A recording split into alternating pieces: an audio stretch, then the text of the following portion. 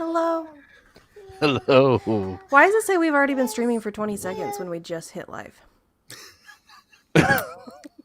Oh, who knows? I got an alert when I opened StreamYard, and it said some weird stuff was going down with their server. So Yeah, okay, that makes sense then. Because like I pressed live and it said 18 seconds. I was like, but we just went live. We don't have anybody in the chat yet, so we'll no just. chatters I didn't share it anywhere. Maybe I should do that. for watching now. Cat's here. Cat's here. I don't have the YouTube open, so I don't see anything in StreamYard yet. So let me open the YouTube and then I can.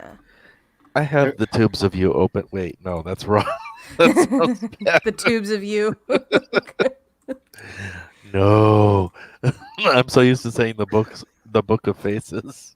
Yeah. StreamYard's been acting weird because I used it to record a conversation the other day, and I started getting DMs from people going, I just got a notification from YouTube that you're live, but you're not live. What's going on? Did you get taken down?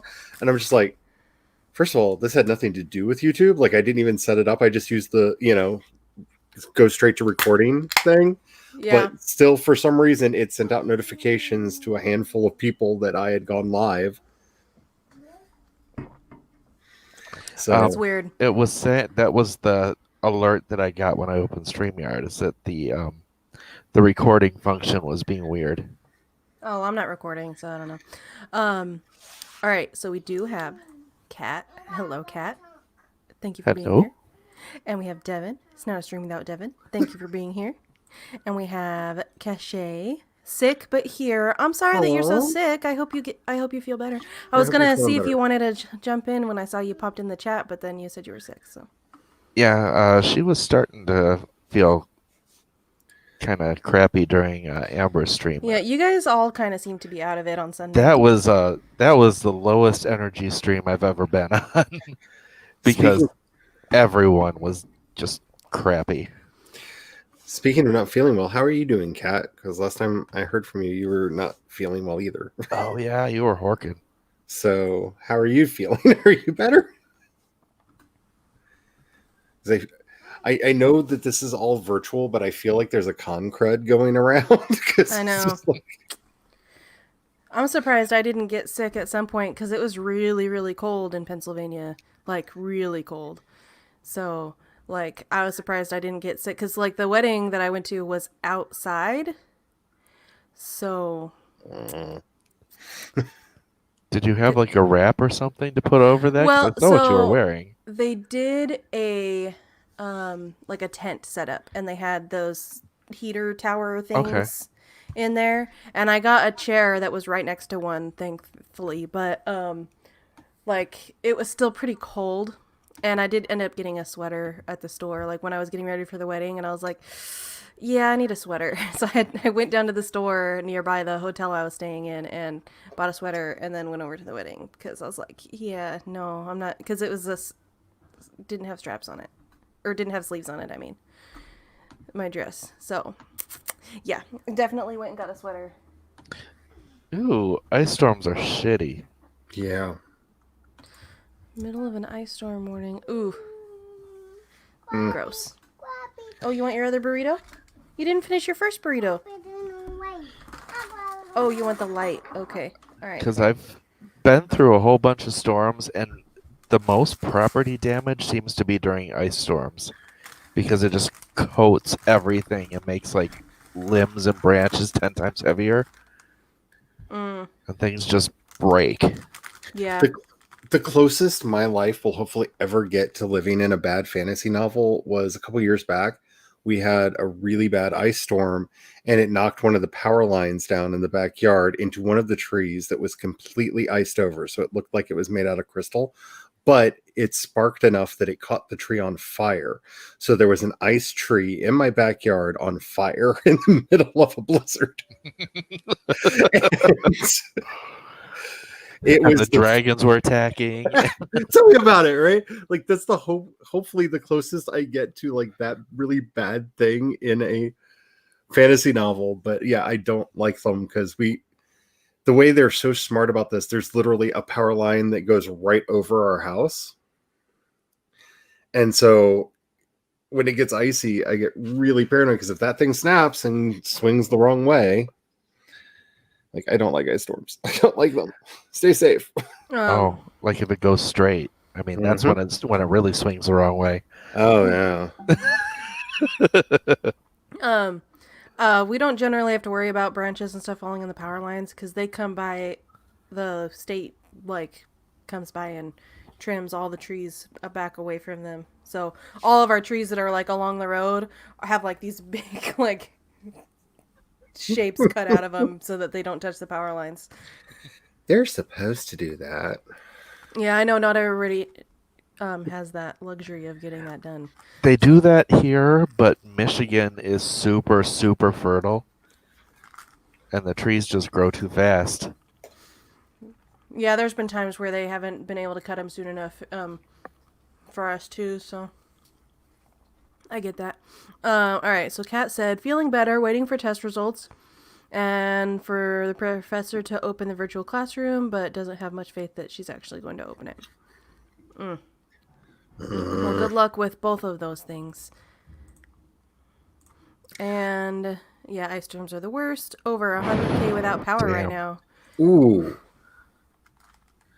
That's not.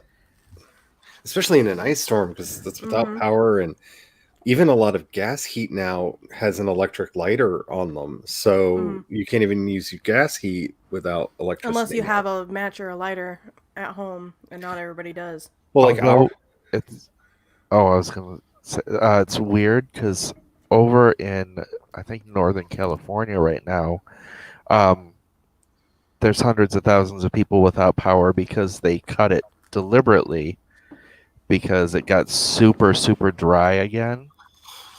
And they are keeping the electricity, the down power lines from starting more wildfires. Yeah. But it's weird because we've got a song of fire and ice going on in this country. Yeah. Well, at least global warming is not a thing, right? It's sunny. For me, the weather in where I am is, it's sunny outside, but it's really cold. So like there's like I don't see any clouds anywhere. It's like there's a slight breeze, and it's just blue sky, sunny outside, but like hella cold. It's like 50 degrees, I think. Compared to what it's been, it was in the 80s like 2 weeks ago. So. Yeah, same here. It's just cold and rainy and gray, and my little goth heart loves it. Blue skies, barfy burgers, girls. Blue skies are like the quickest way to just make me unhappy. I really am that person. I really am that person. Okay, it's 55 degrees and partly sunny. I don't know why it says partly sunny when I don't see a single cloud in the sky. Now I have to look it up. Hey, Spence. Hey, CB. Yeah. Yes, okay. All right, let me. So you are a garbage person. What? A garbage person. You're only happy when it rains. Okay, I don't want to drink your juice. It's your juice. Okay, CB like there are is here. too many old garbage Hello. songs that are just like my mood most of the time. And Kat hopes that Cache doesn't lose power. I also hope the same. And Spence is here. Hello. Hello to Dispense. Welcome and thank you for being here. Yeah, it's 43 outside right now. Yeah, definitely make sure everything's charged. And if you are able to get candles and such so that you can have light if the power does go out. Yep. I also have battery-powered fake candles. Those are nice. I don't have one anymore, but I used to have one of those flashlights that you could charge by turning the handle on it. And yeah, I think we still have get one of those in our emergency kit because that's something that we just started doing when we lived in California because, earthquakes and just never stopped, thank goodness. And I think the rest of the country is going to learn how to make them. Because emergency kits are definitely important. So, official announcement. I have an Instagram now. I am author Jace Maxwell, Woo! Woohoo! Noises. and I sub to as many people as I could, including you, Miss Shay. Did you miss Charlie's comment just now? What? I said woo, and Charlie said woohoo. Noises. I missed that. It is. Speaking of just being in a mood sometimes. Cat, finally, I will go follow you. I will follow him. Follow him wherever Where are you he going? may go. Speaking where of are you which, going? because of you terrible, horrible, bad influences on me, I re-downloaded Origin just so I could reinstall the Sims that I had to see if it's a thing that I might want to start playing on my own again.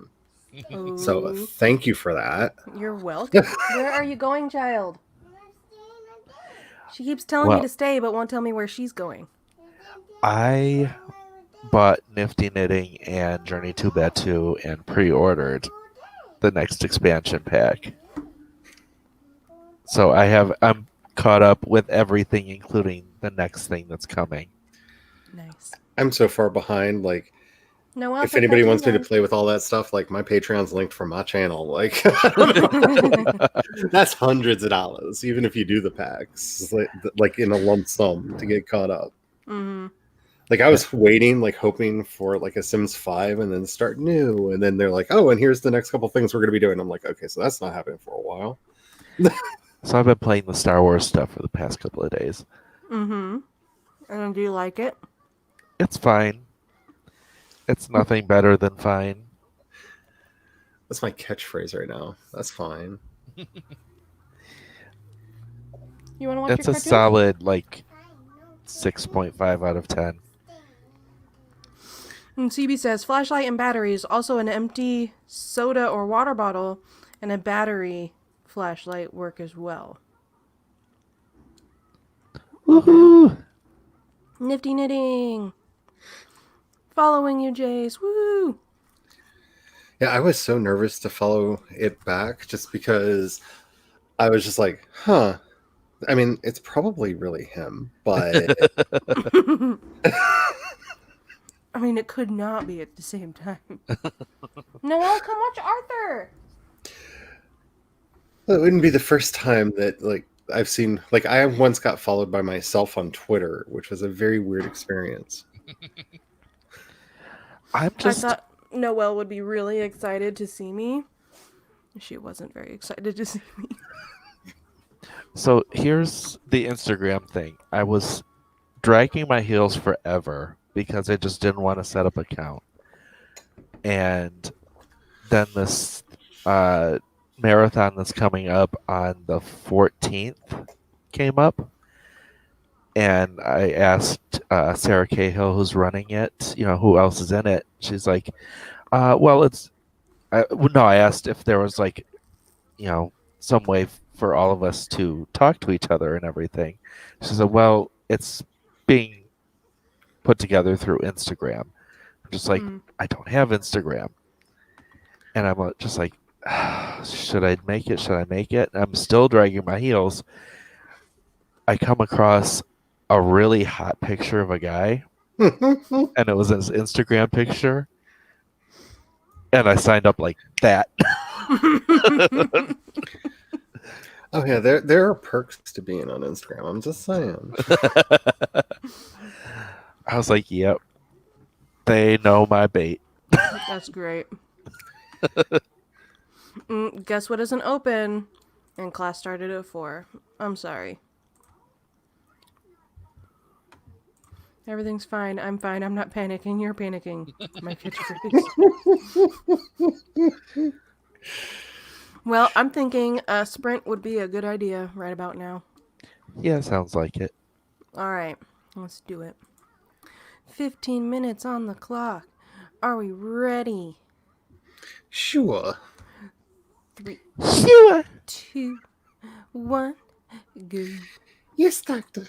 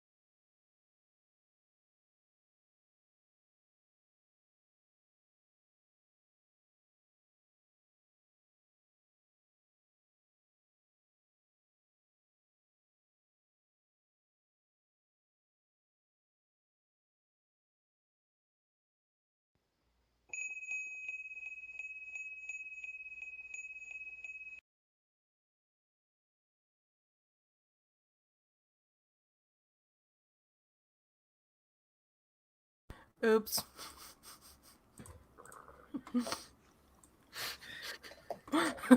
Let's just keep going. Let's One more just- round. Let's just start the timer over and just keep on going. One more round, girls. I have to say, worse things have happened on the stream. I'm just saying. Noelle just spent the whole weekend with my sister, so I'm hoping that she is not gonna shout any more obscenities. Oh, but now I want some. She's downstairs watching cartoons. She didn't want to be up here, so. You had to wait until I had just taken a sip of coffee just to see if I could ruin my laptop. In case anybody is wondering, the obscenities were shouted at 7 minutes 52 seconds on my last live stream. On my last writing live stream. So. And at that moment in time, Meadow won AuthorTube for all time. And Yes, having a 2-year-old shout obscenities is never again. We had Vixens of Fiction join Hello. us. Hello. Hello. Don't worry, you were not too late. That was our first sprint, so speed. we still got the whole rest of the stream. And Sen's booking it. I don't recognize the username. Sensorious, probably. Maybe? Maybe. If I don't know you, then hello. It's nice to see you here. If I do know you, then hello. It's nice to see you here also. So, but If I either way, don't like you, either way, if I do or don't know you, hello.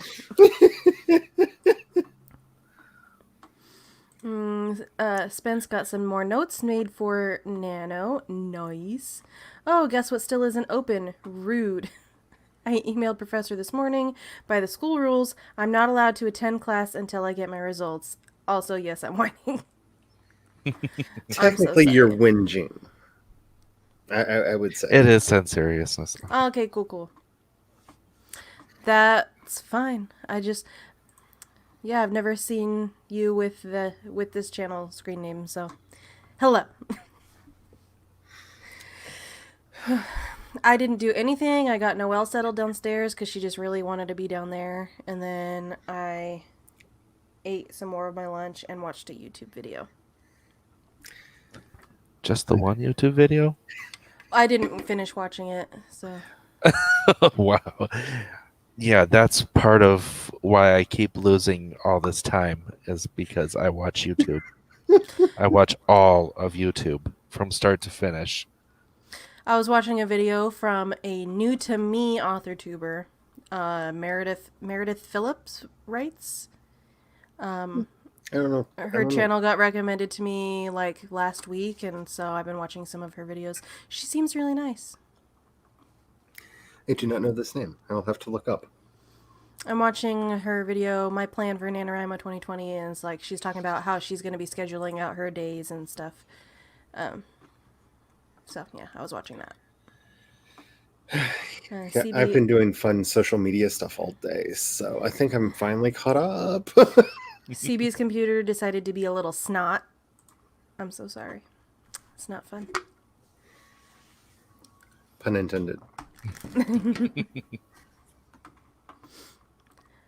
I don't know. I want to probably work on my book a little bit because I'm really sleepy still. Like, I don't know if it's jet lag because it's only 3 hours time difference, but like I'm just like super sleepy today, and I don't think I'm awake enough to work on other people's stuff right now. So I kind of want to do a little bit of work on my stuff.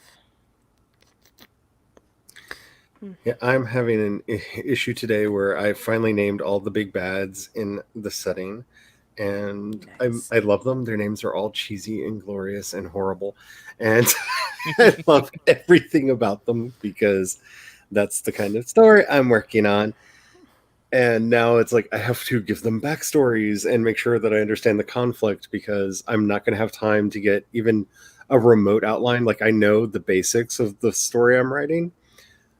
Like basics of the story I'm writing, so I need to really understand the conflict before writing starts on the 1st because My big bad has a really cheesy name too, so it's okay.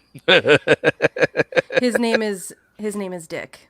Like, so I mean, Well, see, the point of this being a lit RPG game, like all the names need to sound like they came out of either a D&D book, a Final Fantasy game, or out of an MMO that was overwritten so that you could take it seriously.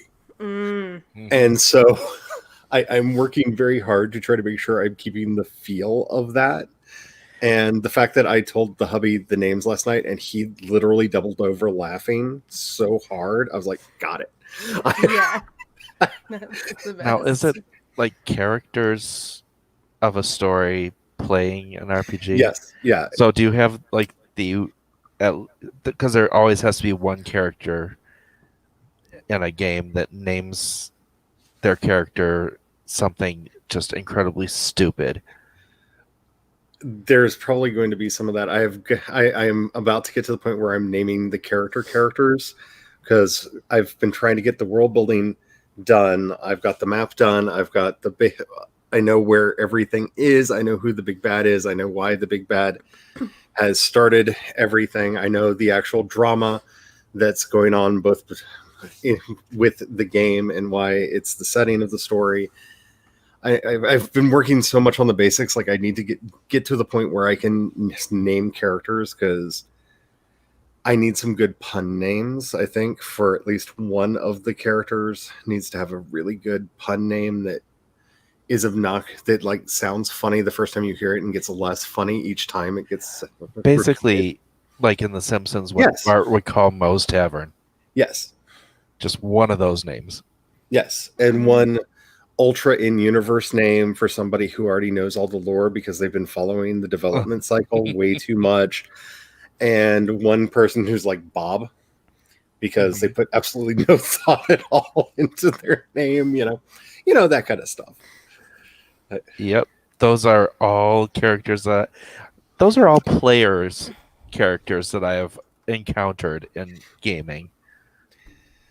And one that has decided to choose a name from a different fandom that he likes. Oh, yeah. See, that's where this gets a little tricky because it's taking place in an alternate world because I have some magic things that I really want to do with this.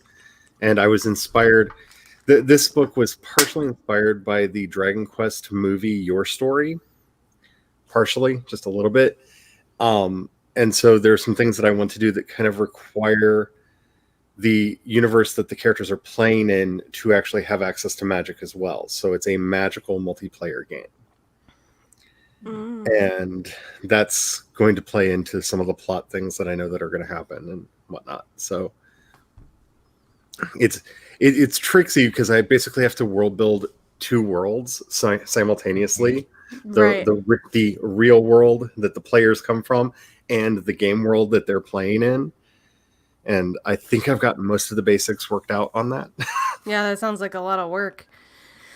I'm definitely not dedicated enough to do something like that. But well, it's making me laugh so hard and I need that right now. So like this is do what makes you happy. Yes. Like, all right, let's catch up on these comments real quick. Spence really likes the changes that they're making to the plots from April. Nice. I'm so glad that you're really liking it. So I don't like snakes, but the last couple of days I've been watching Snake Discovery here on the YouTube. Christina, hello! Jumps in, smashes into a lamp. I made it, I'm here. Hello, Cliftina Fur. We only have done one sprint so far, so don't worry. You're not too late. That's the polite version about the computer being a snot, and then continuing on from there. My patience is at its limit. I'm about close to closing the computer violently and hibernating instead of writing next month. Ooh. You know what? Hibernation, I can kind of get behind that. It's kind of a mood. I mean, yeah. If I didn't have a toddler to care for, I would also probably hibernate. have a character that is a stereotypical Chad, and that is what I was calling him. So I just made that his name. Yeah, careful with that because, it's fun at the beginning to use it as a placeholder, but then you realize that, yeah, the placeholder name is just not gonna cut it. Like my Karen, it's like, no, she should not actually be Karen. That's too on the nose. Like Dick for me. His name is Richard technically, but he's from like the 20s, 30s. So like Dick was an acceptable name back then. Dick's acceptable now. Very I accept it in all forms. Oh, wait. Oh goodness. Okay. Used to think Bob was the most hilariously original name. Nobody else thought of it, and I am a comical genius. Joke's on me. It was just utter lack of originality. And snakes are evil. I used to have a corn snake, a pet corn snake. He was bright yellow, and I named him SpongeBob. Don't judge me. I was a elementary school person. See, that's what I was talking about with the character from a different fandom. Like, if you're playing a D&D game and you name your character SpongeBob. Yeah. Gallery is getting real salty with me, and to think I baked bread for her. You ran 3 blocks just to get here. Wow, that's some dedication. That's commitment. That's love. Oh my gosh. True I had to sprint across the Dallas airport yesterday because my first flight was delayed and didn't land until 15 minutes before my second flight was supposed to take off. So, the Dallas airport is massive, and you have to take like the train to get to different terminals because that's how far away they are from each other. So we landed in D, and I had to take the train past both sections of E, the first section of C, and then got off for the last section of C and had to sprint all the way to the end to get to my gate, and got there 1 minute before they closed the door. And it was horrible, and I had to pee so bad, but I had to wait until we were up in the air to get up and go pee because like there was no time. Oh god, it sucks There's so just bad. more reasons I don't like. I don't like flying. Well, it sucks because like when we were taking off from Philly and they're like, "Hey, we're delayed. There's weather in Dallas, so like they're not letting us take off until some of the weather clears, whatever." So we were delayed, but they said, "Oh, don't worry though, because it's weather in Dallas. Your next flight should be delayed too." Nope. No. I mean, my experience with flights, despite having to have landed in a cornfield once and seen mud go past the window and like landing gear issues and stuff, which makes me really not like planes. But Mud party. oh, And we had really bad turbulence on my second flight coming home last night. So like I've experienced turbulence before, like just like a little bit, but this one was like the kind of turbulence that if you're not wearing your seatbelt, you would like go up and hit the ceiling. I was like sitting there like gripping the seat in front of me, like trying not to panic, and then the guy next to me was like he was like calm the whole time, but then after it was over and like we were down in smoother air, and he's just like, "Oh god, I thought I was gonna have a heart attack." Oh my god. Me too. no, I just stopped liking planes when we were. It was one particular flight, and we literally overheard the captain say, "I don't think the generator's on." And then the co-pilot said, "We have to do that from the outside, right?" And I stopped liking planes for a lot of reasons because the radio didn't work because they didn't turn the generator on, so most of the electrical systems weren't powered.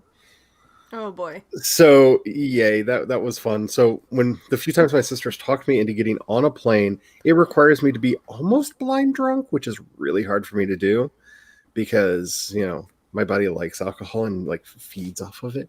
So Well, if you drink booze on the plane, 1 alcoholic drink is actually 2, I think, in the air.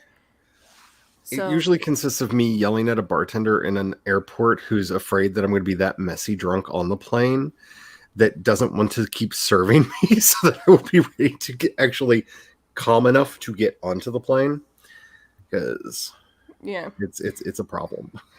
Yeah, but so for our turbulence, you're supposed to be like 36,000 feet in the air, right, for a plane, or Hmm. 35 or whatever. We actually had to drop all the way down to 32,000 feet because to get below the turbulence. But like it was like bouncing like crazy, and then like for like a solid 30, 40 seconds, and then the pilot, was like, "Hey, just double check everybody that your seatbelts are on, and flight attendants, if you're not in your seats, I need you to be in your seats." And Oh then my. like 10 seconds later, he's like, "I'm so sorry about the sudden turbulence. I just heard back that if we get down to 32,000 feet, we should get like underneath it. So just about 60 more seconds and we'll be good to go." And I'm just sitting there like, "Oh God, oh God." Like trying not to freaking panic. It was not a fun time. So it's basically like, okay, the road's full of potholes, but there's another road like 100 feet away. Yeah, so you just gotta get it through till you get to the smooth road, basically. But Mm. gosh, it was not a fun time. But the guys that were sitting next to me were really nice, so at least Well, there's that's that. good. Oh, another thing. If you have to fly during the pandemic, do not use American Airlines because they do not care about social distancing whilst on the plane. Because most of the airlines are not seating people in the middle seats. Yeah. American Airlines did not care about that, and they sardined us in there. But they're Well, cheap right that's now. some That's happiness. probably why. So They're trying to make up the money that they lost at the beginning of the pandemic yeah, by spreading the pandemic even further. it is raspberry peace tea. It's my fave. It's the only tea that I can drink. A wild Chloe has appeared. Hello, Chloe. How are you? Corn snakes are cute. I'm glad people agree with me. Snacks. Nope ropes. I don't know. I live in the land of too many snakes. So when the mother-in-law came to visit, she wanted to go see the local wildlife, and I told her no because I've seen enough snakes in my life, and Spirit she and laughed at me. Frontier also sardine people. Yeah. So I think I'm probably not gonna try. I'm gonna try my best not to fly anywhere until like the pandemic is like pretty much over because I definitely did not like being smushed into a row with two other people. No, no. And then like when we landed and they're like, okay, so to keep people from crowding in the aisle, we're gonna have everybody get off one row at a time, starting from the front. Why does it matter if the people are crowding in the aisle? Because we're crowded in the seats together. It's Like, performative. It's purely performative. like you gave up on that already, obviously, since I have two people in the row with me. So, and the guy Purely that was performative sitting nonsense. next to me was like, "Yeah, another airline that I took earlier during the pandemic, they don't seat anybody in the middle rows or in the middle seats on all the rows." So, but I had to fly American this time because they're really cheap right now, and I was like, "Yeah, me too." Mm. But it's fine. It's fine. I'm not sick, so hopefully it stays But I'm that not way. well. I'm sick in the brain. I'm not sick, but I'm not well. All right, time to do a sprint because we've only done one so far, and Yes. like, So we've gone from the garbage to the blind melon. I mean, goodness. all right. Not that I'm judging, but I'm always judging. Of But you're course. you're approving. All right, 3, 2, 1, go.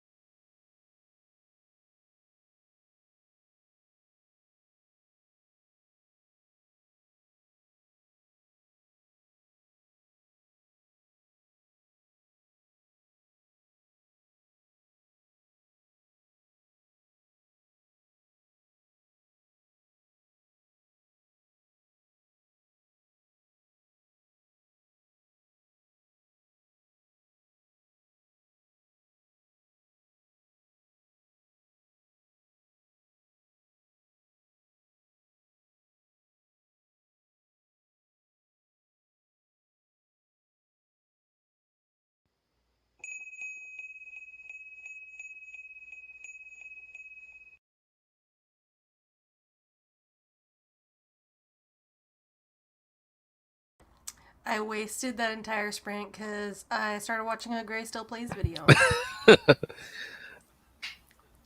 I took care of Doggy Matters and I started watching a Supernatural reaction video because they're to an episode that I think is really funny. The one with Paris Hilton. Nice. My favorite episode of Supernatural is the crossover with Scooby-Natural. I did not That one was watch gold. that far into the show's run, but I did watch that episode. But that episode is like freaking comedy Unlike- gold, though. So freaking bugs get the Like they're frickin' 15 frick off is my screen. the final season is right now when it's 15, right? I think they decided They're to add coming a back for 16. another year? Yeah, so 15 was supposed to be the last one, but I've heard recently from multiple people that they decided to do one more season. So, you know what? I'm going to look it up.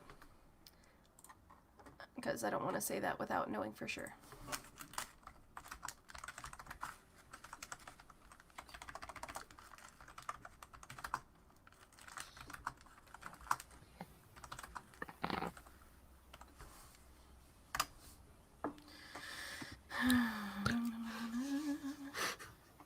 I am late.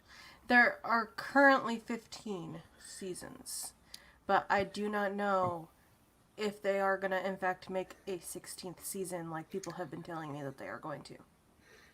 This is supposed to be the last one. The one that's airing right now, or that just aired, is supposed to be the last one. Okay. But An they've had article- several last one streams.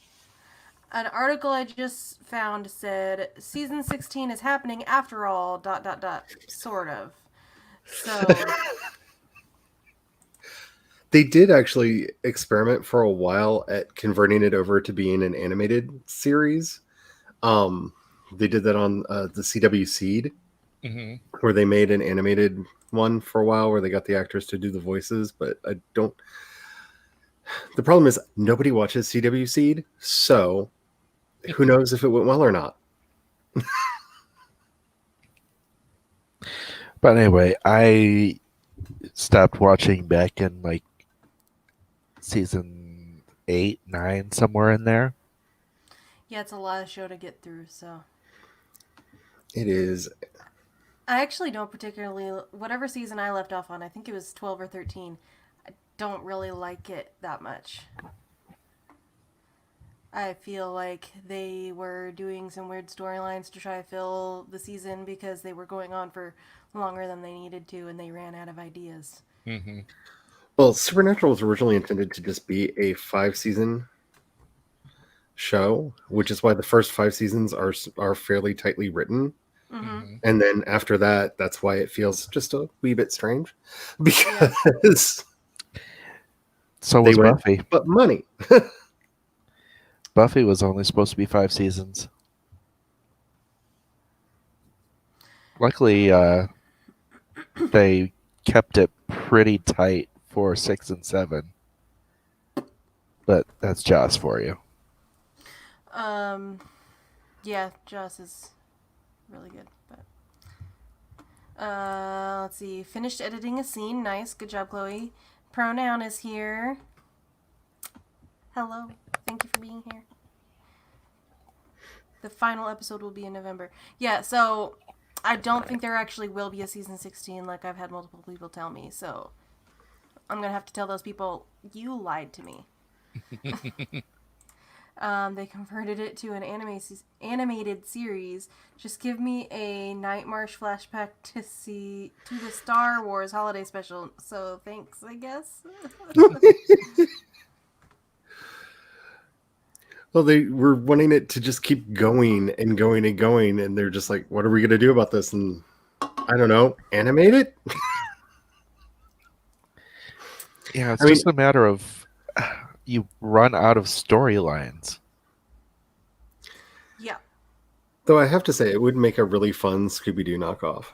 It would be like the freaking Scooby-Doo crossover was the best episode, I'm telling you. Especially the part where they're just having the Scooby-Doo characters are having like existential dread. We could have been hunting real monsters the whole time. Can you just imagine how upset Fred would be about the whole thing? He was like- really upset. He started pounding his head against a tree. That part made me laugh so hard. It's great. I watched that episode and then I was like, "Oh my god, this is the best thing I've ever seen." And I restarted it and watched it 3 more times. like I said, I stopped at like 8 or 9, and then I came back when I saw that episode being aired, and then I proceeded to watch a whole bunch of YouTubers react to it. Feel like I'd be fine watching reruns on DVD. That was The Simpsons 13th season. Yeah, The Simpsons definitely is. Yeah, I don't even watch The Simpsons anymore, like the new stuff. It is really going to be interesting to see what happens now that Disney owns all that. To see what happens with everything going forward. Christina just sent in her mail-in ballot. Woo! Yay! I am convinced that Christina and I are like the same person. Because we're both about the same age. We both have daughters about the same age. And now discovering that this is both of our favorite. So, like, are you, like, my doppelganger? Like, well, actually, I don't know if you're older than me or younger than me. So I could be your doppelganger, I guess.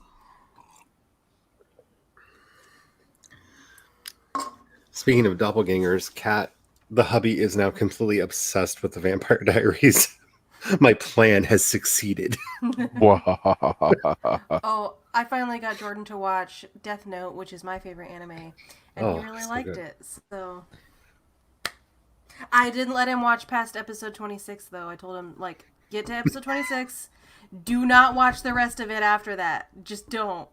Because it was supposed to end after 26, and the storyline is complete after, or like, at 26. Like, just stop there.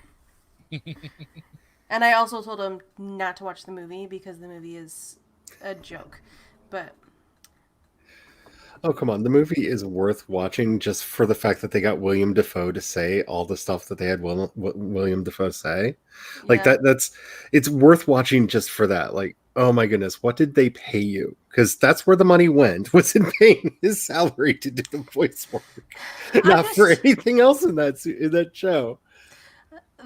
Okay, so I had somebody tell me that they preferred the movie because of, various reasons, but, like, the movie was just not good because, one, they really, really underutilized the Shinigami in that movie, like really underutilized. Like, I think he was on screen, like, maybe twice. Because that's where all the money went. And he's not cheap for they changed stuff like that. literally the entire plot. The entire plot was completely changed. Yeah. Like, not even just, like, a few things here and there. The entire plot was changed. The setting, the characters' ages, and the only thing that stayed the same was their names. I've been asked to do a series of videos about the style of writing that I do, because it's basically the way that stories are written in manga and anime. And I was actually going to use Death Note and the Death Note movie to explain the difference between how Kisho Tenketsu works in the anime compared to the much more Western style plot structure that they forced that story into for the movie, because it really shows the difference between the two systems of thinking about how a story should work. Mm-hmm. And I didn't like that they added so many goddamn fucking rules to how the Death Note works. Like, oh my god.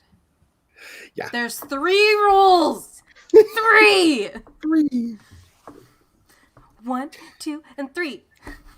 That's it. And it was like 97 or something like that in the movie.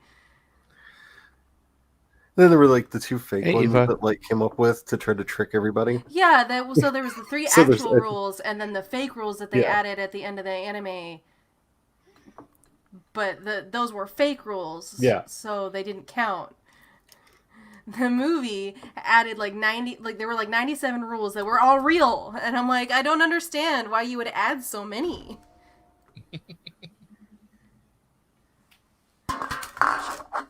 Yeah, so as you can tell, I'm a little bit salty about that movie.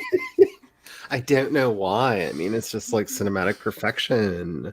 Well, okay, so when Jordan picked me up yesterday and he's like, yeah, I finished the last 3 episodes of Death Note while you were gone. I was like, oh, did you like it? And he's like, yeah, I liked it.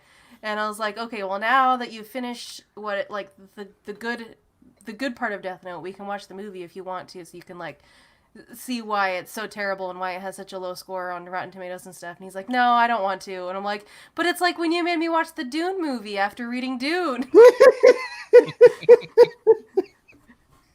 Oh my goodness. But he doesn't want to watch the movie because he really did like the anime. So I'm really glad that he liked it because it's my favorite. And we're gonna all get that experience again with the new Dune movie, Oh god, which is I hope apparently it's- going to be a teen romance. Apparently. I don't think I've heard anything about that, but the director of it is talking about how he's really taking a lot more inspiration from the book.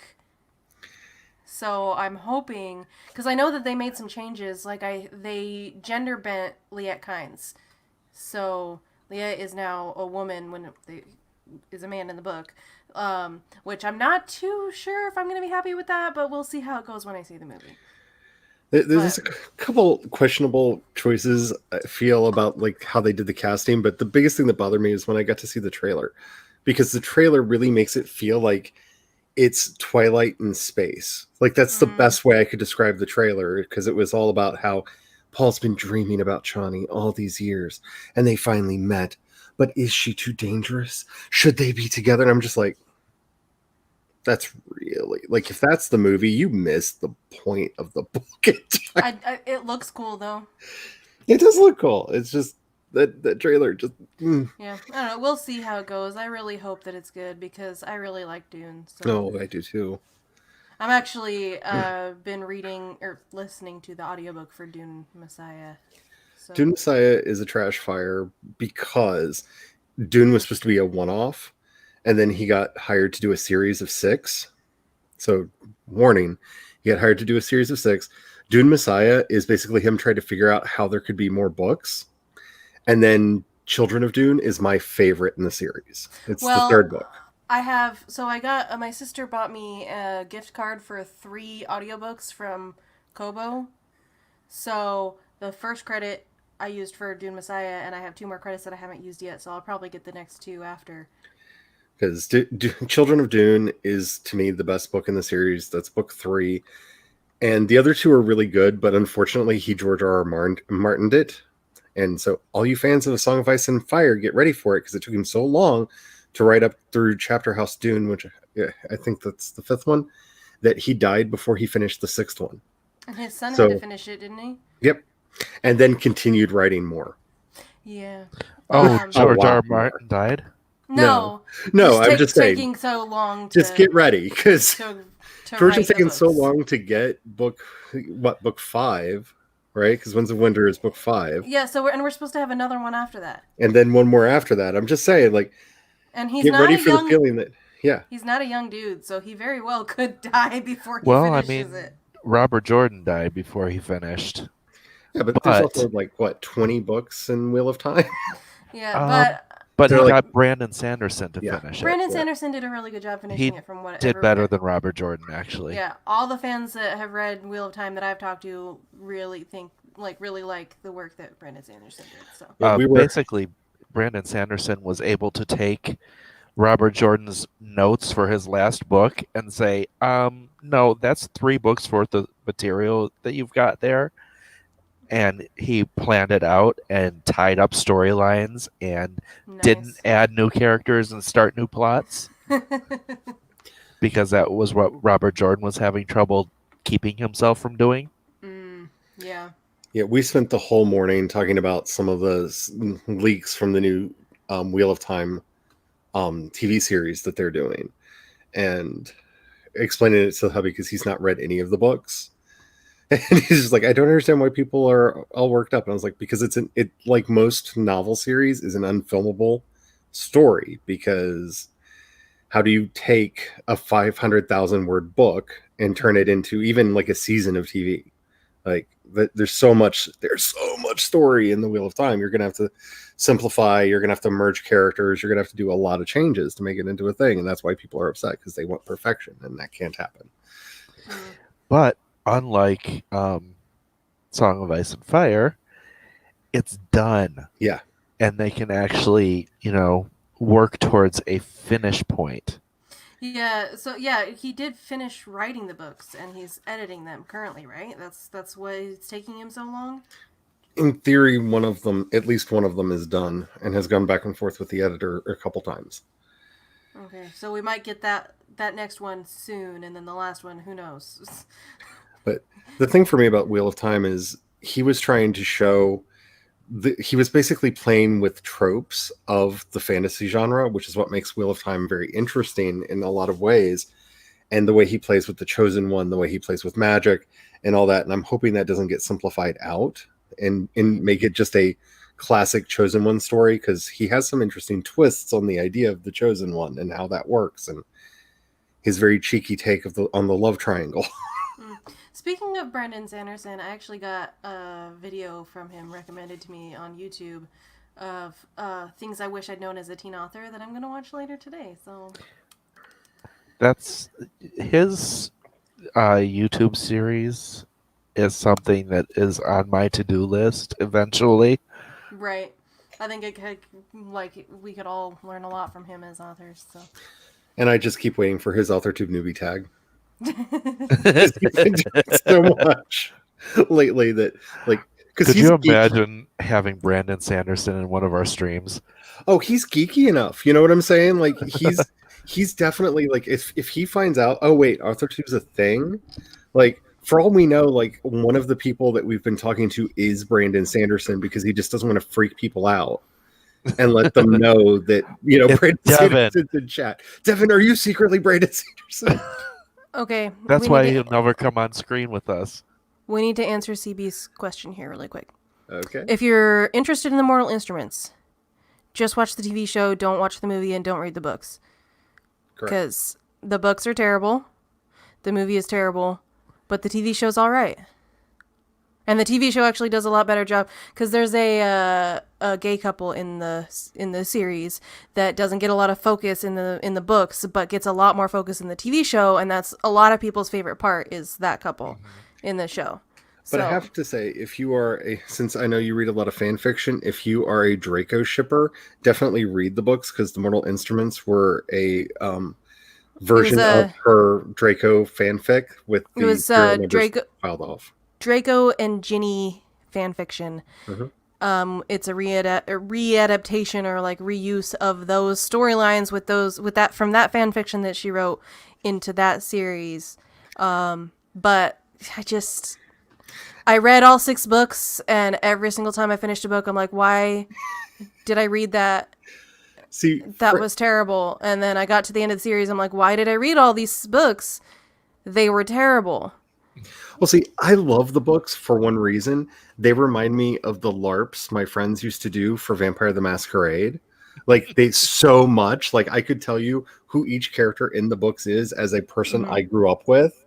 And so there's a weird, like, nostalgia layer that hits me in those books that I realize no one else probably has, other than those people that went to those LARPs. But they do kind of read like that. The Mortal Instruments TV show's on the CW? No, that was on Freeform. Freeform, yeah. Freeform, yeah. So yeah, if you're interested in watching Mortal Instruments, it was called Shadowhunters. I like Chloe's last comment. That's it, right there. I'm pointing to it. He might be my brother was the most ridiculous effing plotline. OMG. Yeah. Oh yeah. That's the main reason why I do not like that series, is because like the main romance plotline of the series is the 2 characters that are based off of Draco and Ginny that fall in love with each other by the end of the first book, and then at the end of that book they find out that they are brother and sister. Like not just like stepbrothers or adopted, or they are same mom, same dad, brother, sister. Yep.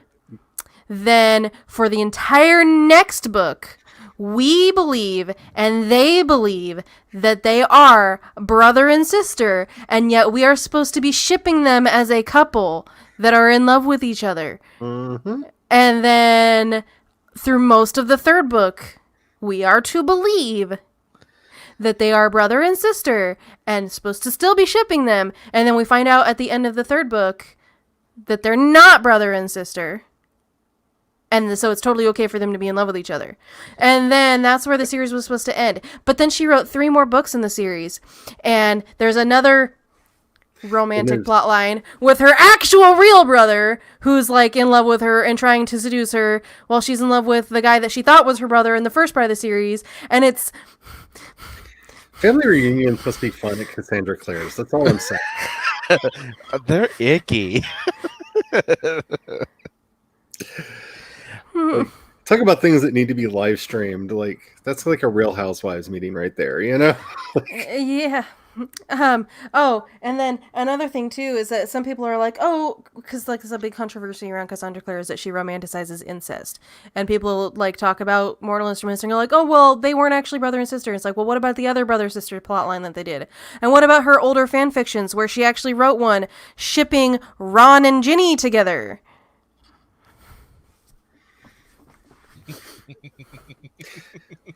And then there's the whole Miss Witch thing. But we don't need to go there.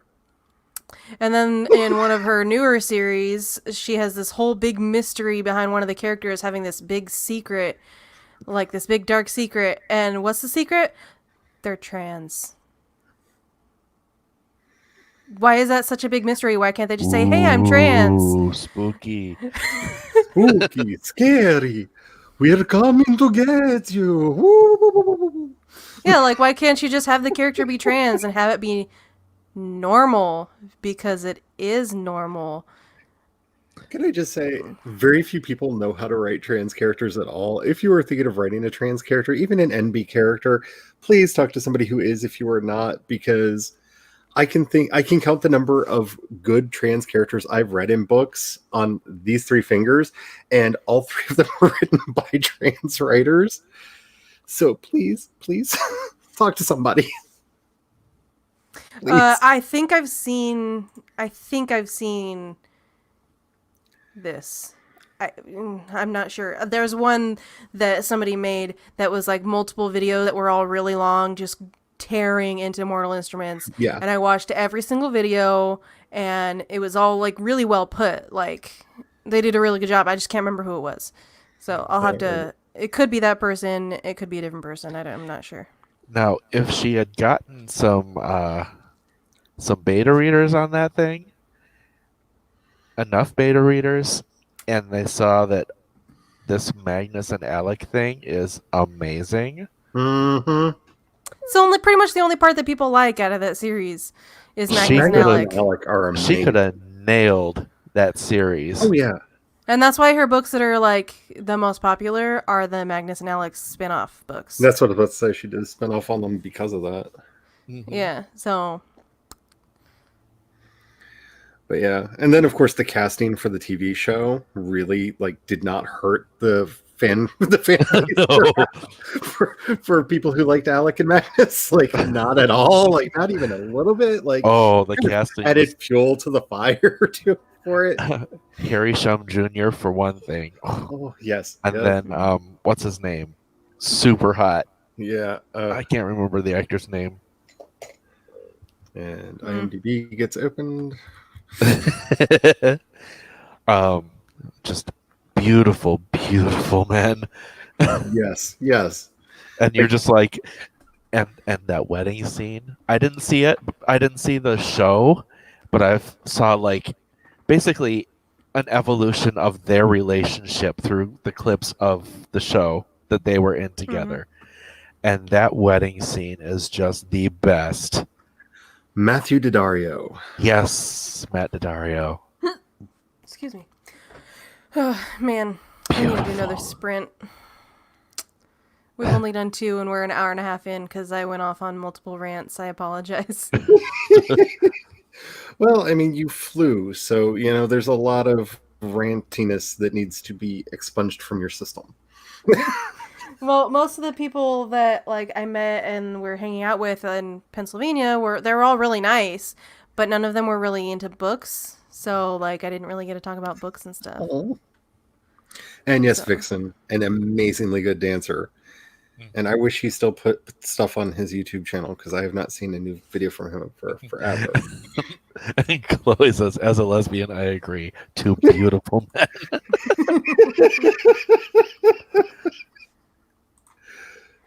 I will give Cassandra Clare some credit. There were some storylines and some like plot twists and like things that she did that I did enjoy in her Mortal Instruments series, but as a whole, I just. And yeah, there is another character, Simon, her Clary's best friend, that I was rooting for huge, big time. I did like Simon, and that's another reason why I did not like the books is because Clary was kind of a bitch to Simon like the whole time. Oh yeah. So just like you're sorry, I love my brother. You're just friend zone. Yeah. You are hardcore in friend zone. And she kept forgetting about him all the time, and like they'd be in something dangerous and she'd be focused on this thing and be like, "Oh my god, I totally forgot about Simon." And like, bruh, he's supposed to be your best friend since you were like children. Yep. As you do.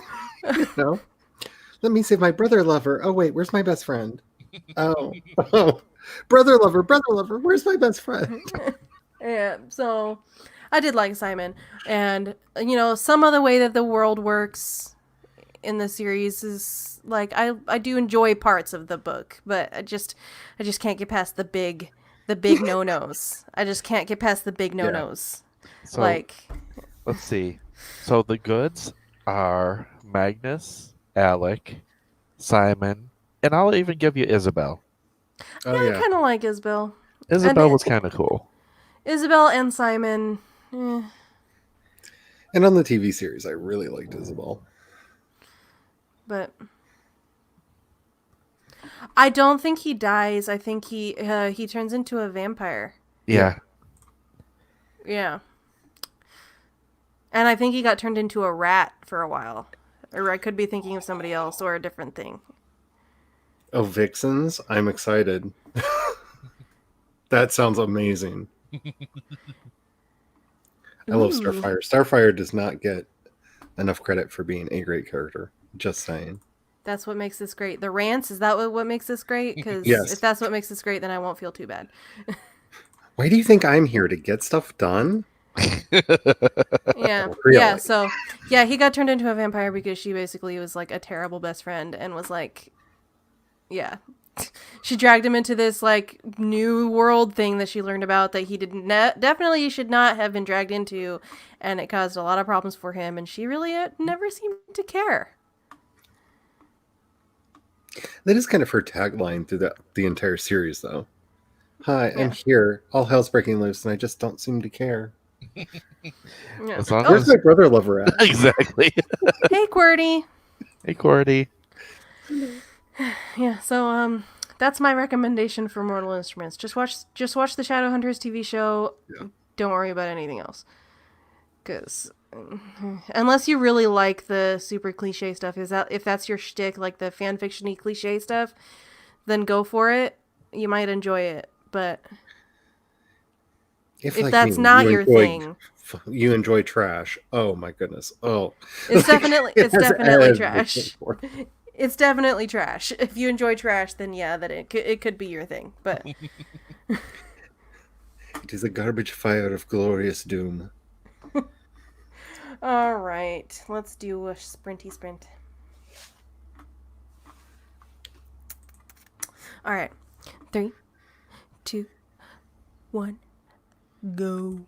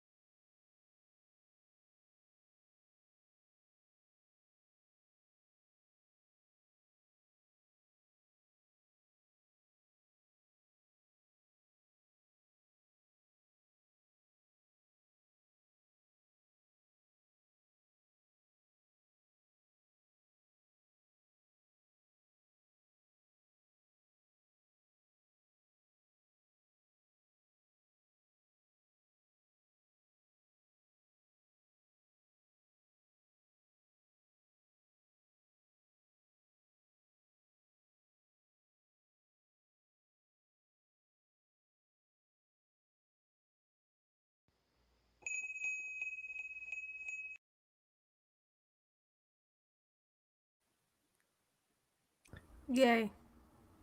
Ding, ding, ding. Okay, I've been watching people react to the Animaniacs trailer. Wait, there's an Animaniacs trailer?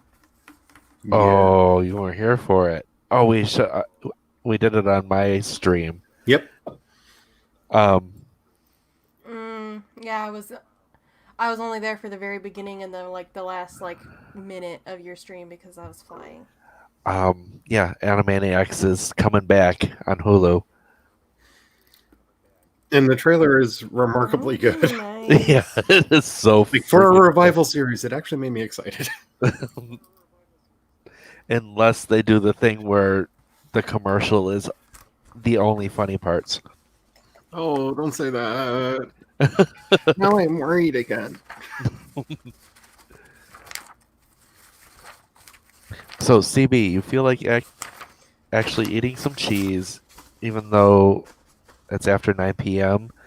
Are you like a mogwai where eating cheese after 9 p.m. will turn you into a horrible raging beast?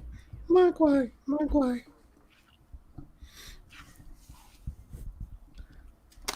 What are you doing?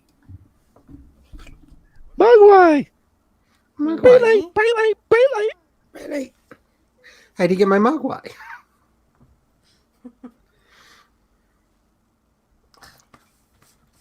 I spilled something on my shirt and I don't know what it is. Well, that's upsetting. Sorry, that's like my life. I spill everything, and I'm just like, oh, stains. Okay. Luckily, I wear all black, so nobody knows. 1 a.m. cheese is the best cheese.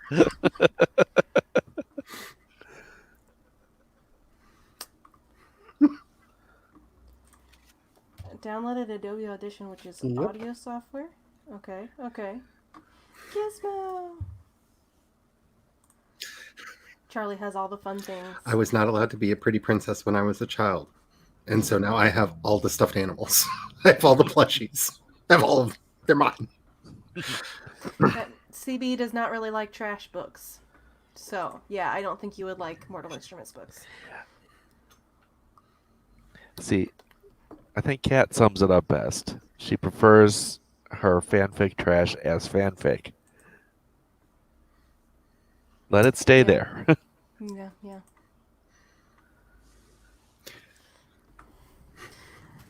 So I printed out this chapter so I could do edits by hand, and this is the chapter where they go horseback riding and they have that scene where they almost kiss. But since I decided to cut out that romance plot line, lots of rewriting needs to happen. Yeah, but it's for the best. It is. It's just taking a long time. That whole love triangle thing This is whole just not page cutting is just. This whole page is just trash. So. See, that's why you should just evolve like I did and start writing love pentagrams. Everybody loves everybody and ends up in a clump at some point. Phone party! Phone party! I feel like I'm missing out on it. It's okay, we're just catfishing you. Can I just say that was just the wrongest thing that has ever wronged in Pinky in the Brain? Well, I could bring it up and we could watch it here.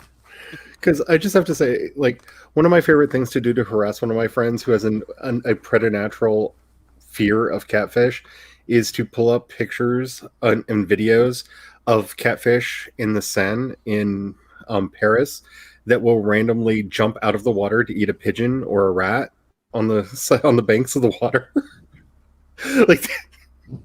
Because the Wells catfish got reintroduced down there. And just oh, look, it's a birdie. Goodness gracious. That's what he gets when he's bad. I know you've already seen it, Charlie. Are you okay with seeing it again? Yes, but I may have to mute my mic so other people can hear it. Hello. Reboots are symptomatic of a fundamental lack of originality in Hollywood. Have you no shame? Here's your check for the Animaniacs reboot, you sellouts. It's time for Animaniacs. You should see our new contracts. All right, guys, there's a lot of pressure on our first lines. Wait, don't. Make sure it's good first.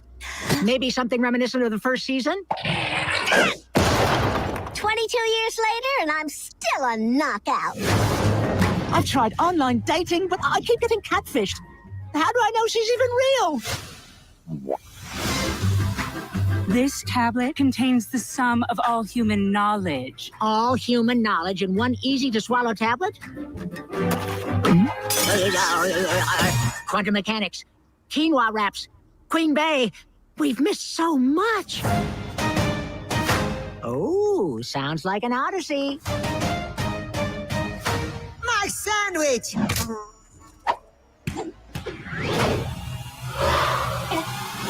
Just where I left it.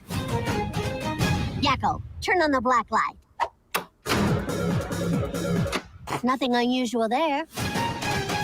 Gee, Brain, what do you want to do tonight? The same thing we do every night, Pinky. Try to take over the world. We found party! I am the Pegasus. I come bearing horrible tidings of war from the... Yeah. Less talky, more flappy.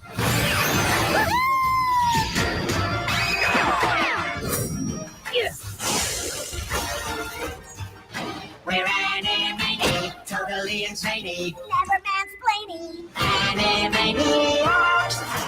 Now, the adoration pours in. Narf!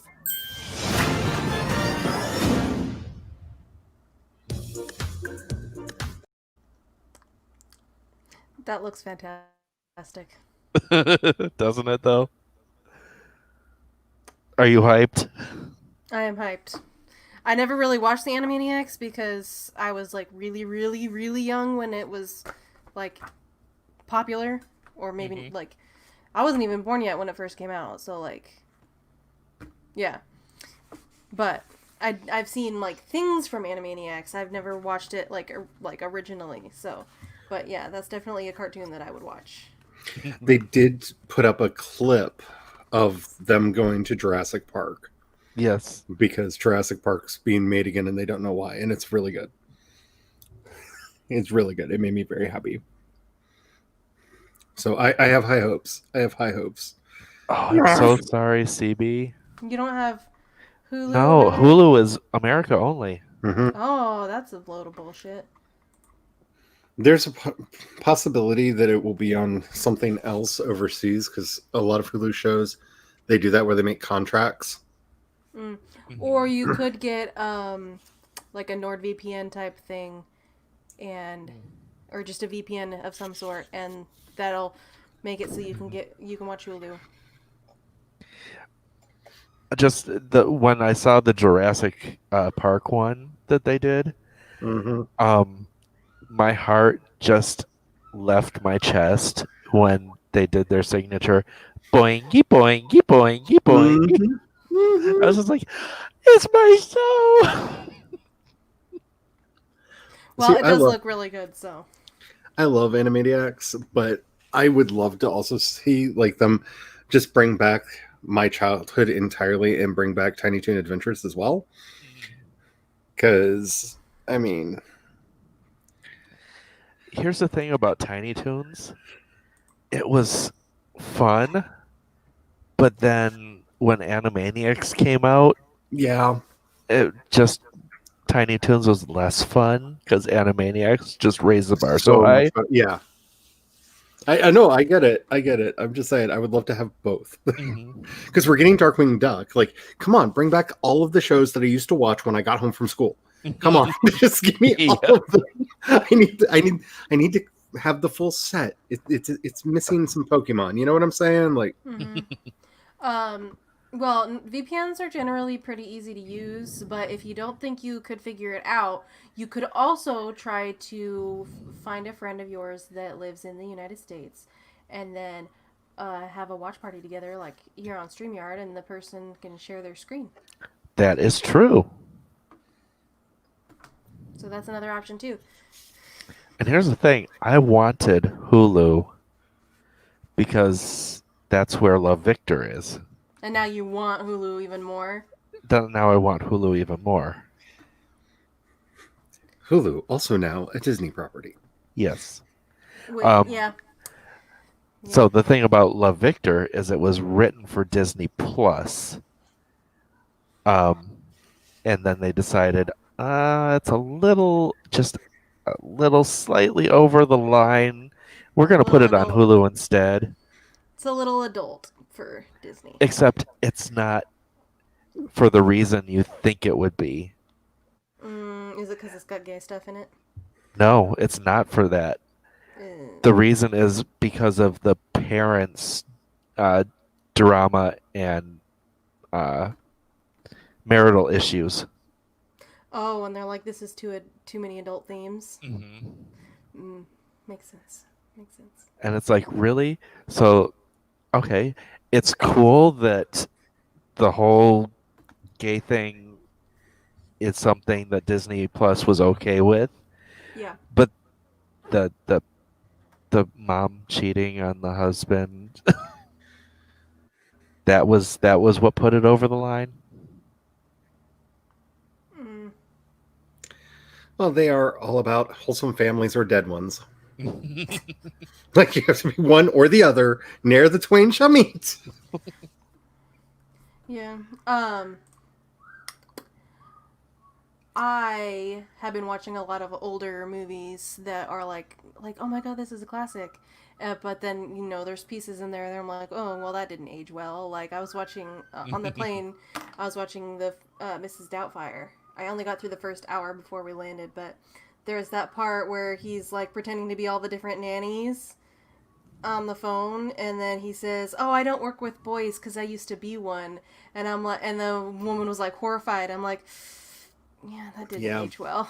Like, I understand at the time, like, I can take it in context of the time period and all that kind of stuff, and, like, I can look past it, but I'm just sitting there like, ooh, yeah, they definitely couldn't use that in a movie now. The hubby loves that movie, and so I put my fingers in my ears when I know that line's coming up because it sets me off.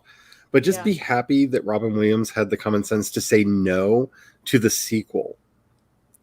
Because Mrs. Doubtfire was going to go to college. Because he was going to follow his kids to college. Yeah, that's definitely a good decision to not do that. Yeah, and I'm just like, okay, this just went from a heartwarming story about a man just wanting to be with his kids to I'm stalking them. You can never get away from me.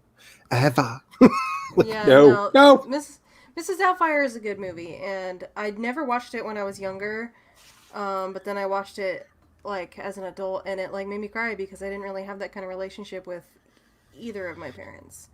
So. Ooh, yes, and Batman animated series. Yes.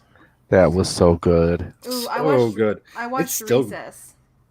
And I have to say, the animated series still holds up because I wanted to read comics again, so I'm one of those 3 people that actually got a DC Universe subscription because I wanted to read comics, and all of the Batman animated series was up there to watch, and I was like, ooh, I know it's going to be on the background while I'm working.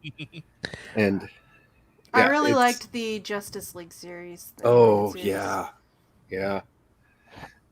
You mean the DC Extended Universe thing that actually worked? Now, I think this is true, but didn't the Batman the Animated Series create Harley Quinn? Yes. Yeah, that's what I thought. Yeah. So, yeah, they were so good that they created one of the most timeless Batman characters. Yep, because they wanted someone for Robin to be a match for Robin that wasn't just nameless goon number 5. And so they created Harley Quinn, and she just had so much depth to her. That whole show had so much depth to it. Yeah, DCU is one of my favorites. Like, Marvel now versus DC now. Marvel stuff obviously much better, but back then DC was bomb. Like, that's why people are. I don't understand why you like DC. Just go watch the old stuff. That's why I like DC. Like Mask of the Phantom and Return of the Joker are two of the best Batman movies that have ever been made, and they're animated, part of the animated series. Yeah, like Superman has always been one of my absolute favorite, like my favorite superhero. Like not just one of, like my favorite superhero. And the new DC stuff has just totally destroyed him. And like they rushed through the storylines, and so you don't really get to fully appreciate them, like in when he dies, and then they don't even give you time to like, oh my god, he's dead, before they immediately make him anti-Superman, and then the anti-Superman only lasted like 15 minutes. And we're like, what was even the point? Because he wasn't even in the rest of that movie. Well, I had that trouble with the DC TV shows. Flashpoint was an episode. One episode. Yeah. It definitely could have extended it. And they did it before they introduced half the characters that they needed to make Flashpoint good. Yeah. So I am curious to see how it's all going to work out, because they also announced today that Oscar Isaac is going to play Moon Knight. And I am a huge fan of Moon Knight. Well, depending on which version of Moon Knight they do. But most of them I like, except for the ones that they let certain writers get too close to. Because Which show? he's one of the Marvel superheroes. Oh, Marvel. He originally started as basically knockoff Batman in Marvel Comics. And then they were like, maybe it's a bad look to just have knockoff Batman. Like his signature move is to swing from ropes that he shoots from guns into the ceiling so he can swing. And he has a boomerang shaped like a moon. That's definitely not a bat. It's definitely not a bat. It's a moon that he throws at people. So they created the story where he got his powers from the ancient god Khonsu, and it caused his mind to shatter. And so there are 3 versions of him, and he has actually been his own supervillain on several occasions. Oh, And That's cool. that does yeah, sound he's a cool. really interesting character. That makes me think of Superman in Justice League when he became the villain, because he's like, oh, they don't know how to run the world, I gotta do it for them. And it's great when the hero becomes the villain but doesn't realize it, or maybe they do realize it, or whatever. Like, just And oh yeah, Batman the Animated Series is also where they started the thread of Harley Quinn and Poison Ivy being a thing. Yep. It's just Yep. like, oh, you guys are. They didn't push the boundary. they broke the boundary. Yes. No, they didn't break it. They basically hinted that, oh, this could be a lot more than what we're putting out here, but we're not saying it can't happen. Right. We're planting the seed. Poison Ivy. But yeah, they did such a good job with the animated series. It's one of those sad things that they can't get any of these characters right anymore, just because you can see how they managed to translate them into media that worked. And It could work in live action too if they found better people to do it. Yeah. But I'm just happy that I've finally been vindicated that there's no such thing as a Snyder Cut, because if there was, they would just be editing it together and putting in like the final finished version of the special effects, instead of bringing Jared Leto back to shoot sequences as the Joker, because apparently he needs to be in Justice League for some reason.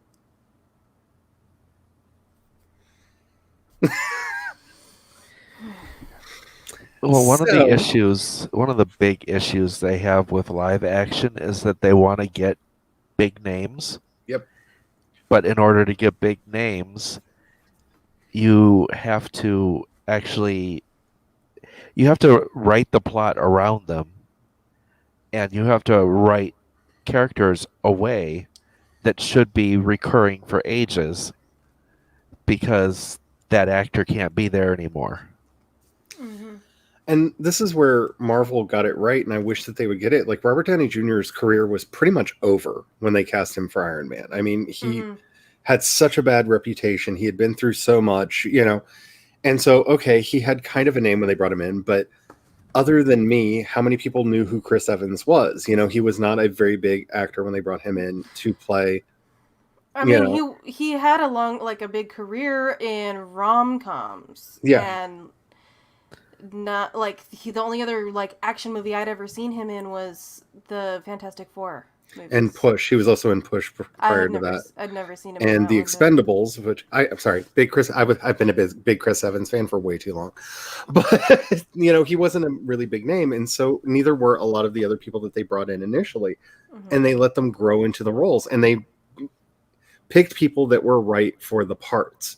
And that's the thing, that because it feels more like, oh, we can probably get Ben Affleck. Who should he play? You know what I'm saying? Like, it feels like they're doing it that way around instead of, because Chris Evans can pull off the goody two shoes, right? The idea that just pick actors that fit the part. I think that maybe they're afraid maybe they need the big names because the DCU is not going to be as popular as the MCU, but I think it could be just as popular if they found people that actually fit the parts. And if they had good stories. Because Marvel wasn't super huge at it was really popular as comics, but in the mainstream world, it wasn't really that popular until the movies and stuff started happening. Let's not forget that the characters that the MCU was based on were their C grade characters. Everybody cared about Spider-Man. They didn't have the rights to Spider-Man, or the X-Men. They didn't have the rights to the X-Men. Mm-hmm. So they had to work with the rights that they had. Mm-hmm. Iron Man was never a big character until the movies made him a big character. Mm-hmm. The same is true with Captain America and most of the first run characters that they brought in, because they just didn't have the rights to do the ones that people actually cared about. Yeah. But they still put them in stories that worked, the stories that made you feel something and made you have a good time. Yeah. Because that's all people really care about from a book, a movie, a whatever, right? Did I feel something, and was it enjoyable? Mm-hmm. Yeah, DC's just trying way too hard. Mm-hmm. They're just trying way too hard. They just need, I'm thankful that they got, what's his name? That makes sense. What's the director's name? The guy who directed Guardians of the Galaxy. Oh, James Gunn. Yeah, James Gunn. I'm glad that they got him to do the second Suicide Squad, because it's probably going to be pretty good. Because he's a good director, and Guardians of the Galaxy is freaking hilarious, and I think that he could do a good job with it, and hopefully it's good. James Gunn's going to be really good, but he fits the property. Yeah, that's the thing. He fits the material well, and they need to find directors that fit the DC material well, and they just need to scrap. They could keep the actors, because I like Gal Gadot as Wonder Woman. I think she did. I think she fits the role well. I think she does a good job. I can appreciate Henry Cavill Superman. I don't think it's bad because of his performance. I think it's bad because it's the writing. I'm just gonna say, visually, he's good, very well cast. He looks like a Superman from the comic. Yeah, it's not necessarily his performance. I don't like that Superman, but not because of him. Because it's the writing is just terrible. But I don't mind Ben Affleck. I think he's too old to play Superman, or to play Batman. I mean, because I just want the twist. If they want to make me happy, and this is just the fanish me, but also I think it would really reinvigorate DC movies. I want the twist in the new Robert Pattinson Batman movie to be that he's really Dick Grayson. That this takes place during Nightfall. Batman's gone missing. He's pretending to be Batman, so no one knows he's gone. That was a very fun arc in the comics that has never been explored. We've never seen a Batman that was not Bruce Wayne in the movies. I would love that to be the twist. That'd be cool. It's not going to be. Yeah. But it's going to take something like that to shake it up, because they're still stuck, Or he takes off the cowl and sparkles. I'll take that too. I'll take that too. Just something that just, oh my God. They just need to scrap it all. They can keep some of the actors and just scrap it all and start over. As long as it's not just him brooding for 2.5 hours. If that's the movie, No.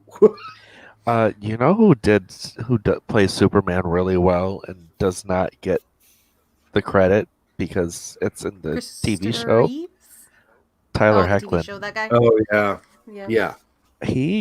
Because he does that mix of, I'm Superman, but he gets the Clark Kent nerdy goofiness. The golly gee. Yes. That needs to be a part of him. Yeah. Yeah. He's like he's not like the gritty, dark, brooding Yeah. Superman. I really like Christopher Reeve's Superman. Yes. I really that- liked Brandon Roth's Superman, and I that wish more was- people had seen that movie. Christopher Reeves was my first experience with Superman. Yep. So They did let Brandon Routh reprise his role. Which was surprising and welcomed. Wait, are we Yes. talking about Superman Returns? Yeah. Okay. I liked that movie. It wasn't the best Superman. I didn't think it was the best Superman or anything, but I liked it. Like, Well, the interesting thing that they tried to do with that was it was meant to continue the continuity from the original movies, pretending that 3, 4, and 5 didn't happen. It was meant to pick up right after the events of Superman 2 and move on from there. And I just have to say, if you are a Superman fan and you've never seen Richard Donner's original Superman 2 that they finally released, it is so much better. Like, I understand why they didn't release it because they wanted a more children-friendly show, but the original Zod could have been a lot scarier in a much more interesting way. And Christopher Reeve's performance, the parts that they reshot, oh my goodness, it's so good. see, I really liked Smallville. Still really do like Smallville, and I rewatch it often. However, I will admit that they changed a lot of things, and a lot of the newer newer CW interpretations of some of the characters that they introduced in Smallville are much better. Like the Black Canary is much better, much more well used in the newer CW than she was in the original. Like, that kind of stuff. Which one? Because they brought in all of them. All of them are better than the one that they did in Smallville because, like, she wasn't very important in Smallville. Wasn't used very much. But I do prefer Oliver Queen from Smallville over Oliver Queen from Arrow. I don't know. I just prefer him. I'm trying to remember because isn't he? I think he's the Smallville one was some really hot actor that I Yeah. am in love So with. I can't remember what his name is. Let me look it up right now. Isn't he on This Is Us now? Yeah, he's in This Is Us now. That's okay. That's who I think it is. Yeah. Oh, He yummy. plays Kevin. Yeah, I don't watch that show. All I know is that's the show that will apparently make me cry way too much, and no. I do that enough on my own. Jordan the other day was talking about This Is Us, and he's like, yeah, people are like so surprised that it got carried on for, however many seasons. It's like when it's terrible. I'm like, I really like that show. I've watched every season, every episode. Like, don't bash This Is Us. Like, fuck you. Like, the only things that I know about it is apparently it's a tearjerker. And Yeah. His name is yeah. Justin Hartley. Justin Hartley, yes. Yeah, so I liked Justin Hartley's more than I liked Stephen Amell. So, I don't know. I just liked him more. I don't know. I don't know why. I just prefer it. I feel like he was a little bit more fun. True. Stephen Amell was broody AF. Yeah, he was a little bit more fun of a But he did character. get his start acting in queer softcore porn, so that does earn him some points. Now his cousin. Oh, Robbie is so freaking cute. Agreed. Kat, me and Jay said which one at the same time. Oh wow, Cat's agreeing with me on the DC. I don't know if he was supposed to be more comedic or broody in the original source material because I've never really read comics. He's So from what I remember, he's a wisecracker. Yeah. He's also just Robin Hood, Yeah, but they don't call him Robin. Yeah, so that's why I prefer Justin Hartley's version because he's just more fun And he does have serious moments in Smallville too. Like his character goes through a lot of stuff. However, he still is fun throughout. And let's be honest, the Arrow TV series was just a Batman TV series with Green Arrow in it because that's the rights that they could get. True. Yeah. And they tried to make Green Arrow as Batman-like as possible, including stripping all of his personality and making him a murderer. Mhm. Although Batman doesn't really kill people in his original source material either. So No, just making him just super dark Lot, and basically. They turned Green Arrow into Lot. Yeah. All I'm going to say is if I will watch Stephen Amell with his shirt off climbing the bars anytime. The salmon ladder, yeah. Yeah, I'm just anytime. You are Felicity. Yes. Do you know in that episode when Brandon Routh is doing the salmon ladder and she just looks at him and is like, "Oh my god, I have a type." Yes. Yeah. Like I really felt like in a lot of places in that series, Felicity Smoke was a stand-in character for me. Like, I like Felicity a lot. She also an original character that was created that has been retroactively added to the comics because she's such a good character. Another thing I really liked from Smallville is Lois and Clark's relationship in Smallville is like one of the most healthy TV show relationships I've ever seen. It's like relationship goals. They're like perfectly matched together. Their communication is like amazing. Like, bruh. Wasn't laughing at you. Was laughing at Kat's comment. I gotcha. Let's be real. Felicity enjoyed watching anyone use the salmon ladder. Truth. It's like, preach, sister. I'm just saying. She knew what the audience was there for. And I really liked Eric Durance as Lois. Do you like her as Supergirl's mom? I don't really like Supergirl. So, Supergirl, Kara is very pretentious. Very pretentious. And very like, I know better than everybody else. And nobody else can be right about anything. On the other hand, I think that's actually really well done because they're making that to be basically the Kryptonian way. Yeah. As just they as a people feel that they're better than everybody else, and their purpose is to guide everyone.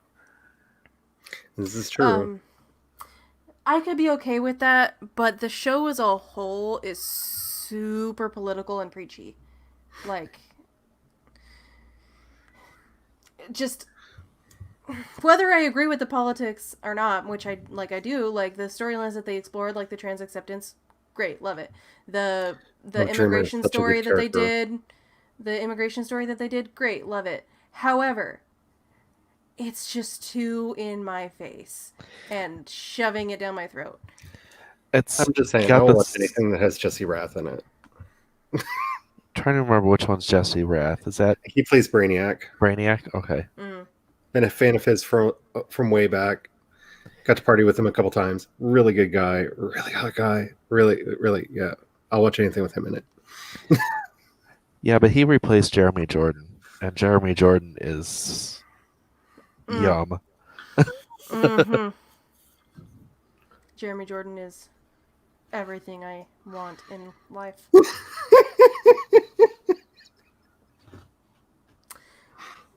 The only way he could be better is if he had facial hair, but it's okay. Oh no. I just really like facial hair. I don't. Yeah, so I Same. don't know. See, I don't know if you're talking about Felicity or Supergirl flirting with Sarah, but I think that's just Sarah.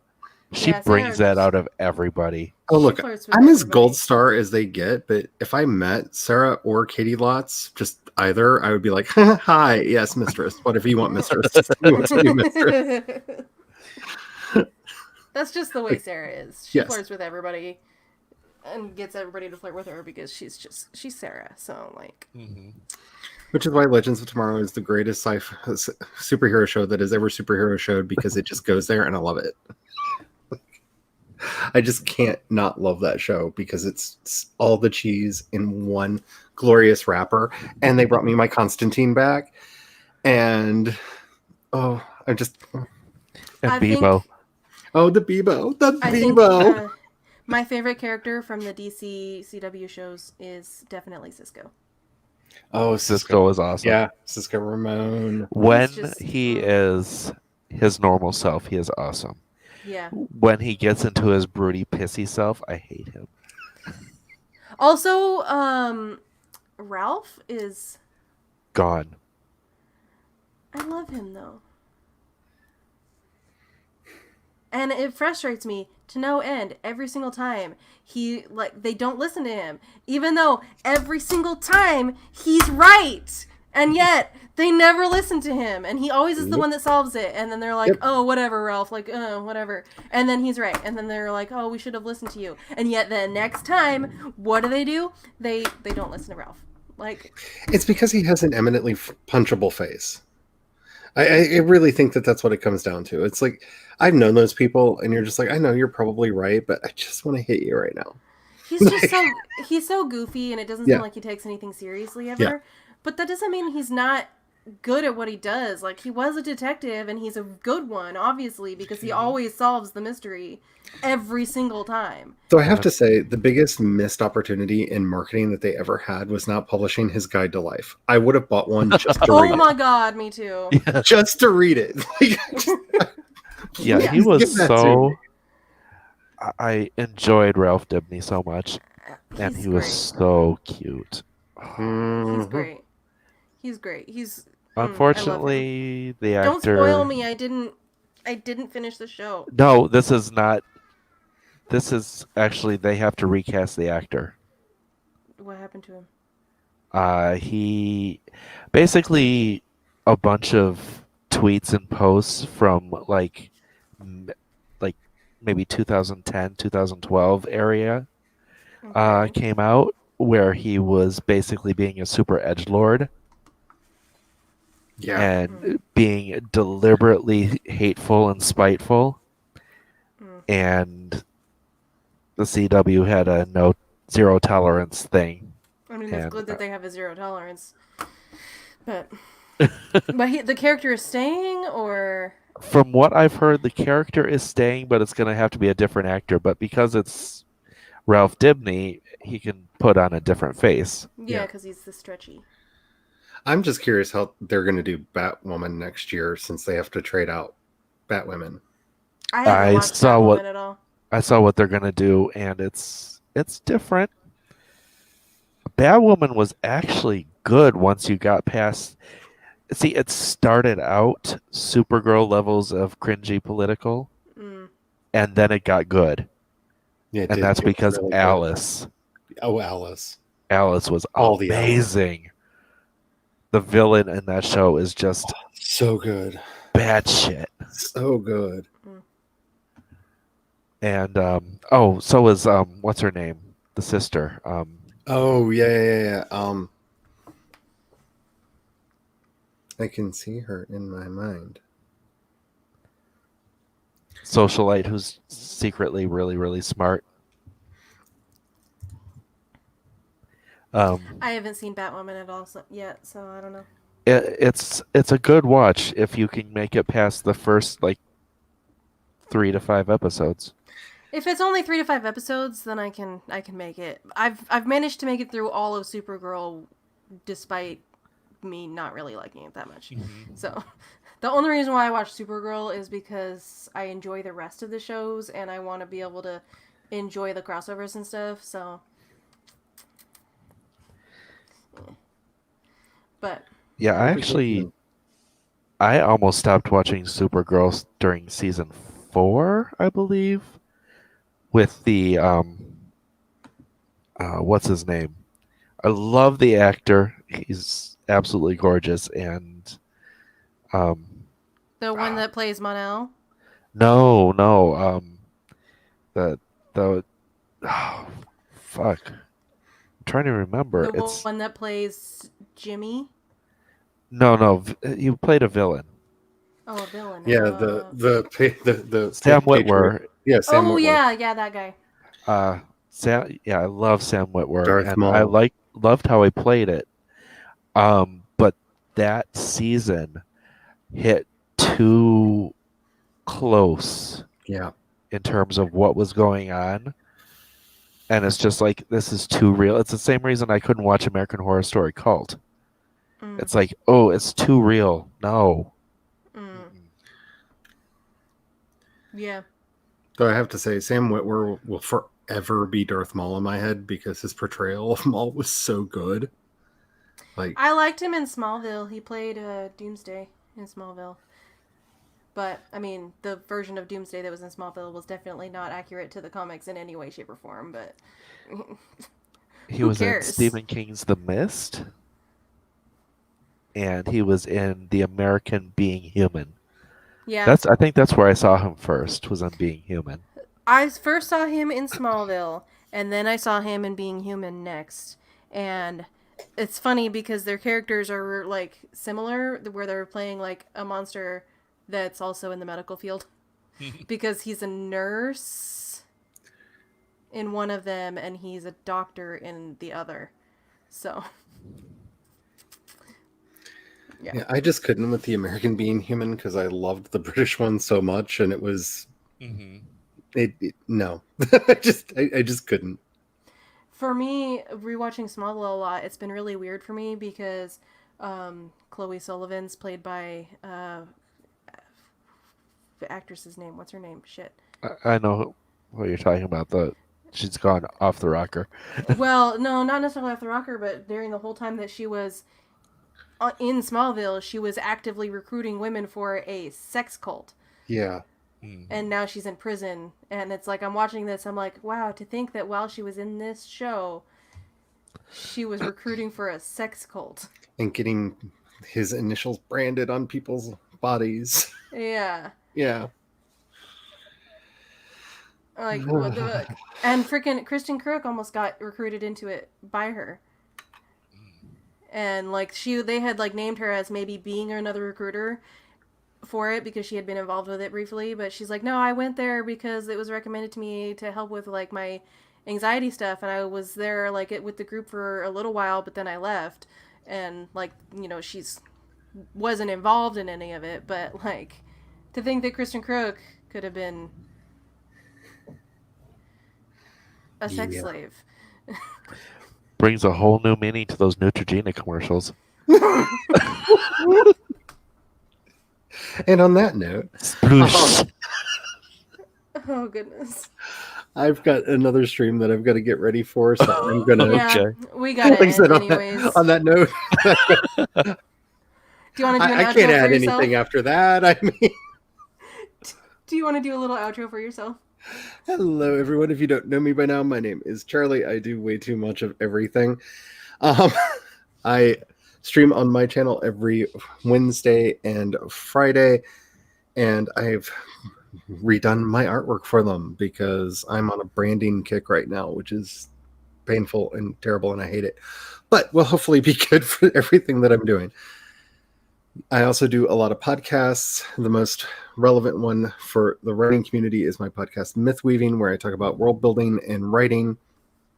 And I also have a show over on Spotify that if you like music, I talk about music. I get to play the music, which makes me even more excited, and get to basically play disc jockey over there. This week's episode is going to be about goth music because A, goth, and B, Halloween. So basically, lots of fun, spooky times this week. That's called House of the Blue Dragon. You can find links to everything that I do at projectshadow.com. And thank you so very much for having me. Yeah, we like having you.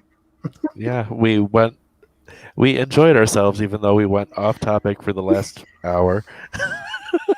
Yeah. I seem to have that effect on people. I am Jace Maxwell. I now have an Instagram, author Jace Maxwell.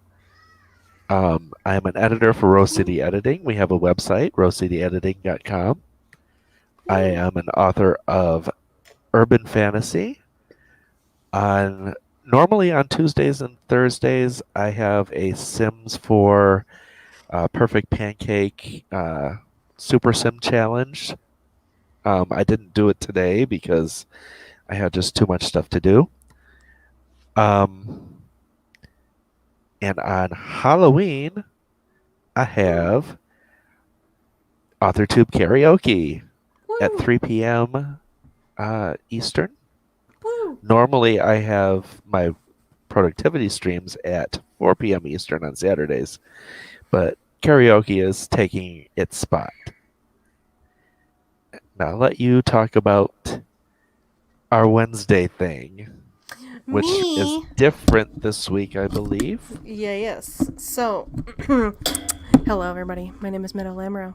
Thank you for being at my stream today. I do this every Tuesday at this same time, so if you enjoyed yourself, then please come back next week. Also on Wednesdays, Jace, Kat, and I do the Sims 4 3 where we switch from Kat's channel of Create a Sim to Jace's channel for the build mode to my channel for the gameplay, where we're doing a combination 100 Baby Challenge and Black Widow. However, tomorrow it will be running a little bit differently. Instead of going from Kat to Jace to me, we're going straight to me.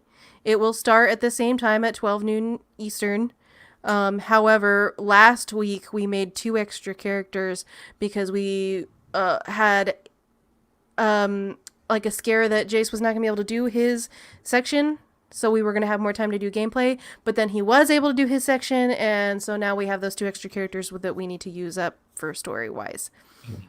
So we're just going to go straight to my channel at noon tomorrow for just straight up murder stream. So, yes. Yeah. Orla will be pleased. So if you have been watching The Sims 4 3 and you want to keep watching it, it starts at noon tomorrow on my channel. I'm the other half of Rose City Editing. We have developmental, line, copy, and proofreading. If you want to hire us, definitely go to rosecityediting.com and check that out. And we do offer free sample edits and such, so yes. And I'm co-hosting the karaoke. Yes. For November, I have officially decided I will be streaming every single day for Nano. Oh, Lord help me. Lord help me, but I'm gonna do it. I haven't decided what time of the day yet, but if you guys know of a good time, like if I should do it morning or night or whatever, let me know, because I want to try to do it at the same time daily, and I have a lot of other commitments during the days, during like Wednesdays and stuff. So yeah, let me know of a good time that you think that would be. You can find me at Meadow Lamro on Instagram and Crazy Book Lady on Twitter, and that's it for me, I think. Yeah, I have a lot of stuff lately, so I remember when my outros and intros used to be like so short. Same. And now I have all the things. All right, I think that's everything. So I'm going to say goodbye to everybody, and I will see you guys hopefully tomorrow at noon.